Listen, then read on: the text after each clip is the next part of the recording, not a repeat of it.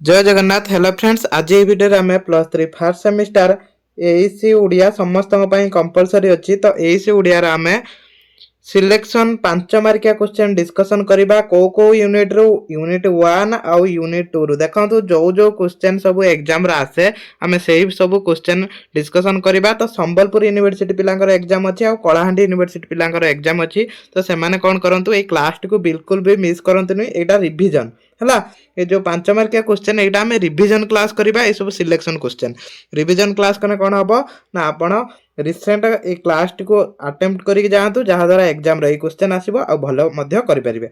एठी प्रथम क्वेश्चन अछि तत्सम शब्द कहा कहंती।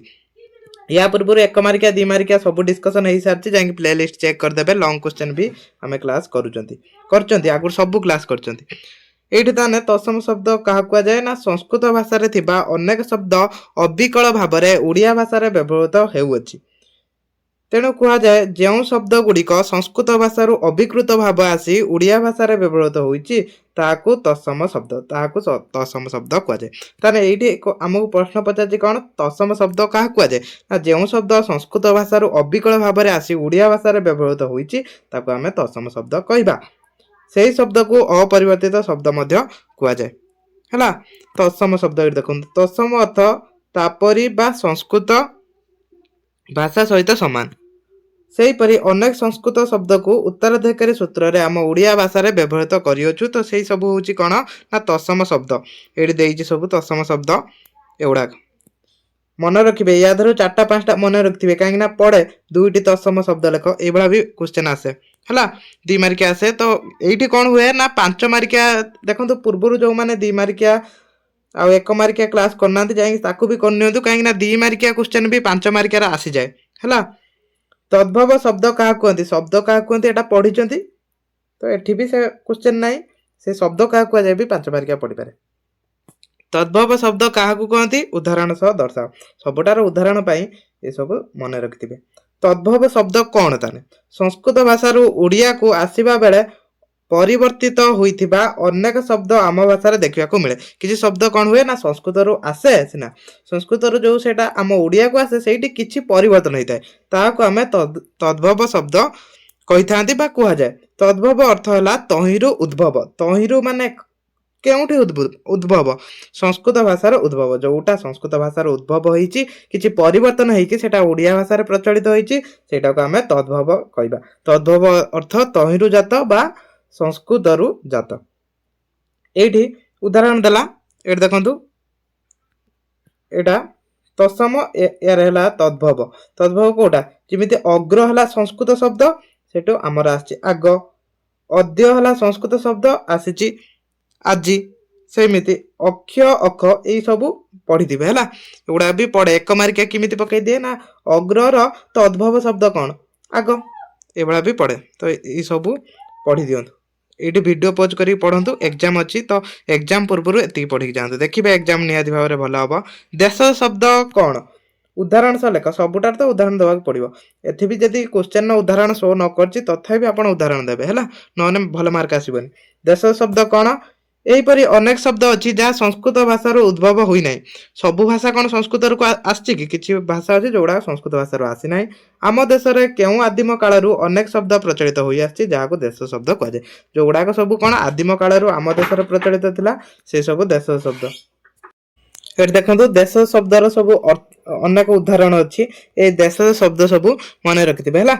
मिनिमम 5टी नेका सबुथिरे मन रखंतु देश शब्द कौड़ा रही जो गुड़ाक आम देश लोक द्वारा उद्भव होती से गुड़ाक देश शब्द आम देश लोक मैंने व्यवहार करुले।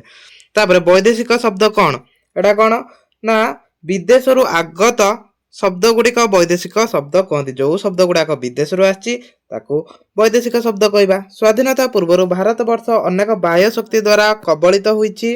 अफगान मुगल मराठा इंग्रेज मान द्वारा आम देश शासित होइथिबा हेतु वाणिज्य व्यवसाय धर्म प्रचार इत्यादि उद्देश्य अनेक वैदेशिक शब्द आम भाषा रे प्रवेश करिछि से सब को आम वैदेशिक शब्द कहती।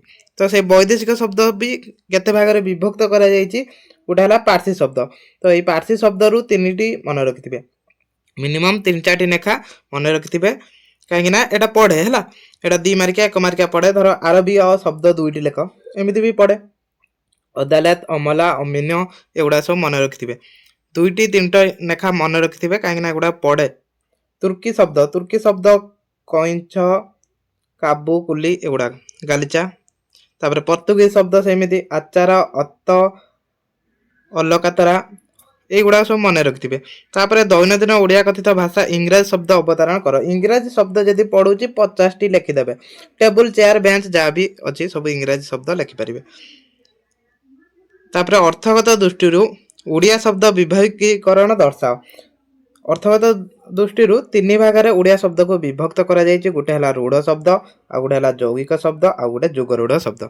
तो सेही रूढ़ शब्द कौन जो शब्द प्रकृति प्रकृति प्रत्यगत अर्थ अर्थात तार मौलिक अर्थ प्रकाश न करी भिन्न अर्थ प्रकाश करे ताको रूढ़ शब्द कह जाए। जिमिति यार उदाहरण अछि बाग्र घट खत्र ए सब हला। तापरे सेमिति यौगिक शब्द कौन एगुड़ा भी 2 मार्किया पढ़ी पारे। 5 मार्किया कौन एक भल कि लिखिए टे लंग कर लिखिए पॉइंट करिकी कौन क्वेश्चन अच्छी क्वेश्चन को मन रखुवे। अर्थगत दृष्टि ओडिया शब्दर विभागीकरण माने यहाँ हूँ शब्दर प्रकार भेद है। क्वेश्चन टा सब मन रखिए सांग मान समस्ते शेयर कर दिंतु एग्जाम अच्छी समस्त हेल्पफुल हम। एकाधिक रूपिम सहायतार यौगिक शब्द गठित हुए। यही धारणा शब्द तार प्रकृत प्रत्यगत अर्थ ही प्रकाश करें। यहाँ कौन एटा सेटा प्रकृत प्रत्यगत कौन अर्थ प्रकाश करन था यहाँ किंतु प्रकाश करें। जुगरूढ़ शब्द कौन जो शब्द तार विपदीगत अर्थ रे अनेक वस्तु को बुझाइबा संभव हेउथले ही वस्तु तार गोटे मात्र वस्तु को बुझाए ताको जुगरूढ़ शब्द कह जाए। जमिति आमे एठी पंकज पंकज शब्दर विपदीगत अर्थ है कौन जी पंकरु जात। पंकरु तो अनेक पदार्थ जात किंतु पंकज कहना आम पद्म को बुझती। तो यहाँ हूँ गोटे जुगरूढ़ शब्द। तापर आउ जो क्वेश्चन भी रही एगुड़ाक बेसी इंपोर्टाट ना जी कौ मैंने पढ़ुं तो पढ़ी पारती किंतु एथरू कौन क्वेश्चन आसबन देख ये जो अच्छी टे आखि पकई पारती। तो याद आसबनी जी क्वेश्चन आसो से यूनिट 1 नु आम डिस्कसन कले यूनिट 2 को जीवा। तो 2टी यूनिट आम ये डिस्कसन कर यूनिट तापर आम एटा यूनिट 2 रहा आमर वाक्य गठन रीति आ प्रकार भेद तादर जी भी 5 मार्किया क्वेश्चन मोस्ट इंपोर्टेंट क्वेश्चन आम ये डिस्कसन करवा। वाक्य गठन किपरि हुए बुझाई लेख। तो वाक्य गठन किपरि हुए तो बहुत सहज क्वेश्चन ये ही सब आसे। साधारण कथाटी को कही जानिले खूब सुंदर जना जाए।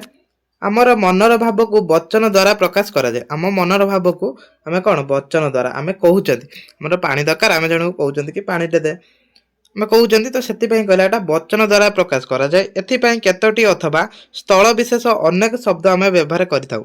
आम वचन पाई कौन आम जन को डाकिबा तो किसी शब्द व्यवहार करके ही डाकिबा पुणी शब्द को शब्द खंजा खंजी करी कथबार्ता करूँ। या द्वारा कहवा बा भाव प्रकाश करने सहज हुए। या द्वारा आम कहवा आ भाव प्रकाश करवाटा आम सहज हो। आम कथा कही कौन जड़े किसी दूर रही ने आम डाकी पार्टी है।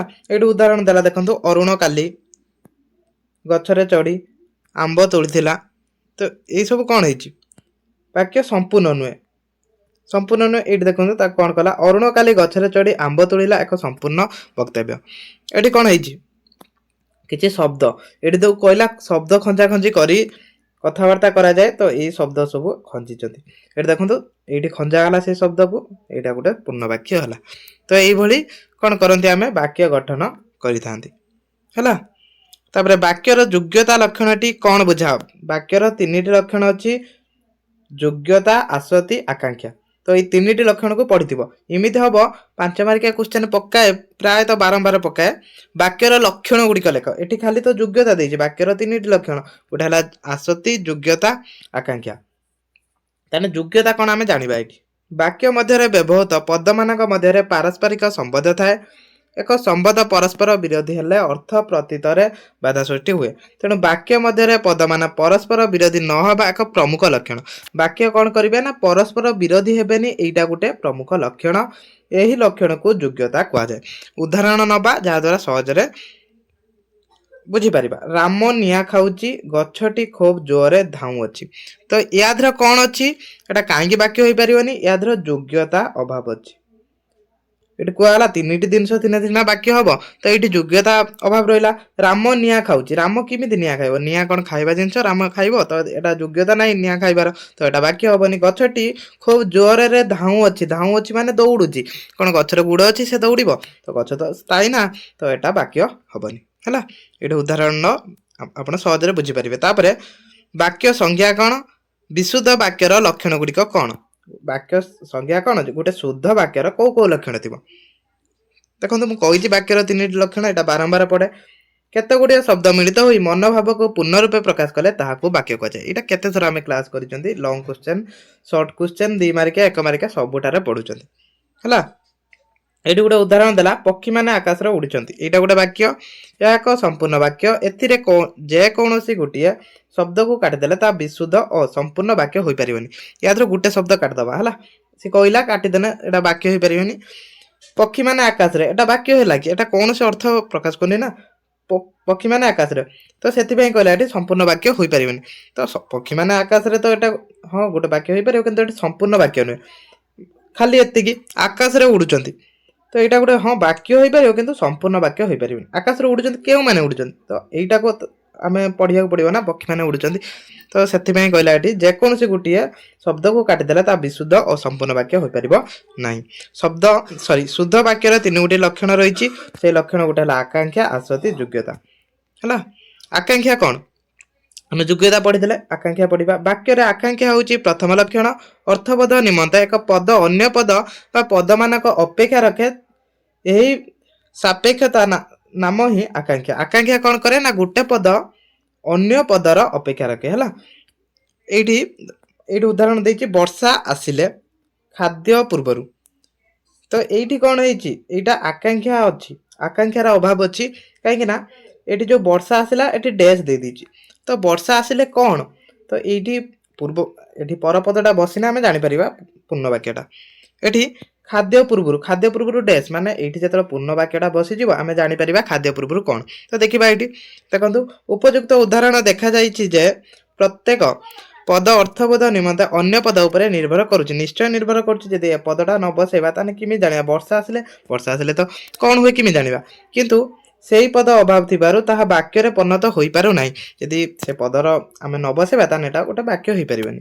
ଏହି ପଦ ଅଭାବ ପୂରଣ ହେଲେ ଅର୍ଥ ପ୍ରକାଶ ପାଇବା ସହିତ ବାକ୍ୟ ରୂପେ ବିବେଚିତ ହେବା, ଯଥା ବର୍ଷା ଆସିଲେ ଚାଷ କାମ ହୁଏ। ଏଇଠି ଦେଖନ୍ତୁ, ଏଇଠି ବସିବ ଚାଷ କାମ ହୁଏ, ତାପରେ ଏଇଟା ପୂର୍ଣ୍ଣ ବାକ୍ୟ ହବ। ଏଇଠି ପୂର୍ଣ୍ଣ ବାକ୍ୟ ହେଇଯାଇଛି ସେଟା, ବର୍ଷା ଆସିଲେ ଚାଷ କାମ ହୁଏ, ଖାଇବା ପୂର୍ବରୁ ହାତ ଧୁଅ।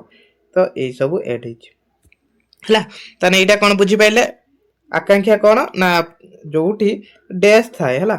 ଡ୍ୟାସ୍ ଥାଏ ମାନେ କଣ ନା ପରପଦର ଅପେକ୍ଷା ରଖିଥାଏ। ମନେକର ଏଇଠି ଗୋଟେ କମା ଦେଇଦବା, ତ ସେଇଭଳିଆ ଆଉ କିଛି ବି ଉଦାହରଣ ଦେଇପାରିବେ। ଆସତି ଲକ୍ଷଣ କାହାକୁ କହନ୍ତି? ଏ ଆସତିଟା କଣ? ଆମେ 3ଟି ପଢିଦବା ନା, ଯୋଗ୍ୟତା, ଆକାଂକ୍ଷା, ଆସତି। ଯାହା ଦ୍ୱାରା ବାକ୍ୟର ଲକ୍ଷଣ ପଡିଲେ ଆମେ 5 ମାର୍କିଆ ଲେଖିପାରିବା। ଯଦି ଏମିତି ବି ଗୋଟେ କରି ପଢୁଛି ତ ଆମେ ଲେଖିପାରିବା। ତ କ୍ୱେଶ୍ଚନ ସବୁବେଳେ ଘୁରେଇକି ଆସେ, ସେଥିପାଇଁ କ୍ଲାସ ଟିକି ମୁଁ ସେଇ ଟାଇପର ବି ଯୋଉ ଭଳିଆ କ୍ୱେଶ୍ଚନ ଆସେ ମୁଁ କହିଦଉଛି। ବାକ୍ୟ ମଧ୍ୟରେ ପଦ ଗୁଡ଼ିକ ଏପରି କ୍ରମରେ ବିନ୍ୟସ୍ତ ହେବା ଦରକାର, ଯାହା ଦ୍ୱାରା ଗୋଟିଏ ପଦ ଶ୍ରବଣ କରି ତତ୍ପର ପରବର୍ତ୍ତୀ ପଦ ଶ୍ରବଣ ଦ୍ୱାରା ବାକ୍ୟ ଭାବ ନିରବଚ୍ଛିନ୍ନ ରହିବ। ବାକ୍ୟ ଲକ୍ଷଣକୁ ଆସତି କୁହାଯାଏ। ବାକ୍ୟର ଲକ୍ଷଣକୁ ଆସତି କୁହାଯାଏ। ଆସତି ଅଭାବ ବାକ୍ୟରେ ଅର୍ଥବୋଧ ବ୍ୟାଘାତ ଘଟେ। ଯଦି ଆସତି ଅଭାବ ଅଛି ତାହେଲେ ବାକ୍ୟରେ କଣ ହବ? ଅର୍ଥବୋଧ ଅଭାବ ଘଟିବ। ତ ଏଇଠି ଦେଖନ୍ତୁ, ଲୁଣିଆ ତରକାରୀ ହୋଇଯାଇଛି, ବ୍ୟବହାର କର ନାହିଁ ମୋବାଇଲ ପାଠ ପଢା ବେଳେ। ଏଇଟା କଣ? ଆସତିଟା କହିନା ଆମେ କଣ ବୁଝନ୍ତି ନା ପଦ ପରେ ପଦ ସଠିକ ଭାବରେ ବସେଇବା ପଦ୍ଧତିକୁ ଆମେ ଆସତି କୁହନ୍ତି। ଆସତି ଦ୍ୱାରା କଣ ହବ ନା ଯାହା ପରେ ଯୋଉ ଶବ୍ଦଟି ବସେଇବା କଥା ଆମେ ସେଇଟା ବସେଇବା। ତ ଏଇଠି ଦେଖନ୍ତୁ, ବ୍ୟବହାର କର ନାହିଁ ମୋବାଇଲ ପାଠ ପଢିଲା ବେଳେ। ଏଇଟା କଣ? ଏଟା ଗୋଟେ ସମ୍ପୂର୍ଣ୍ଣ ବାକ୍ୟ, ଏଟା ଅସଜଡ଼ା ବାକ୍ୟ ହେଲା ନା। ତାକୁ ସଜାଡ଼ିକି ଏଇଠି ଦେଖନ୍ତୁ ଦେଇଛି, ପାଠ ପଢିବା ବେଳେ ମୋବାଇଲ ବ୍ୟବହାର କର ନାହିଁ। ତ ଏଇଟା ଗୋଟେ କଣ? ସମ୍ପୂର୍ଣ୍ଣ ବାକ୍ୟ ହେଲା, ଶୁଦ୍ଧ ବାକ୍ୟ ମଧ୍ୟ ହେଲା। ତ ଏଇଟାକୁ ଆମେ ଆସତି କହିଥାନ୍ତି। ବାକ୍ୟର ଲକ୍ଷଣରେ ଥିବା ଯୋଗ୍ୟତା ଲକ୍ଷଣକୁ ଉଦାହରଣ ଦିଅ। ଯୋଗ୍ୟତାଟା ଆମେ ଗୋଟେ ଉଦାହରଣ ନେଇଛନ୍ତି, ପୁଣି କଣ ନେବା? ଏଟା ଆଉ ପଢିବେନି। ବାକ୍ୟାଂଶ କାହାକୁ କୁହନ୍ତି ଓ ଏଥିରେ କଣ କଣ ନଥାଏ? ବାକ୍ୟାଂଶ କାହାକୁ କୁହନ୍ତି? ଏଟା ବି ଇମ୍ପୋର୍ଟାଣ୍ଟ କ୍ୱେଶ୍ଚନ। ବ୍ୟକ୍ତି ତାର ଭାବ ପ୍ରକାଶ କରିବା ନିମନ୍ତେ ପ୍ରସଙ୍ଗ ପରିସ୍ଥିତି ଲକ୍ଷ୍ୟ ରଖି କିଛି ଛୋଟ ଓ ବଡ଼ ବାକ୍ୟ ପ୍ରକାଶ କରିଥାଏ। ପ୍ରତ୍ୟେକ ବାକ୍ୟରେ ଯେଉଁ ଅଂଶ ଥାଏ ତାହାକୁ ଗୋଟିଏ ବାକ୍ୟାଂଶ କୁହାଯାଏ। ପ୍ରତ୍ୟେକ ବାକ୍ୟରେ କିଛି ଅଂଶକୁ ନେଇକି ବାକ୍ୟ ଗଠିତ ହୋଇଥାଏ। ତ ସେଇ ଅଂଶ ଗୁଡାକ ଆମେ ବାକ୍ୟାଂଶ କହିବା।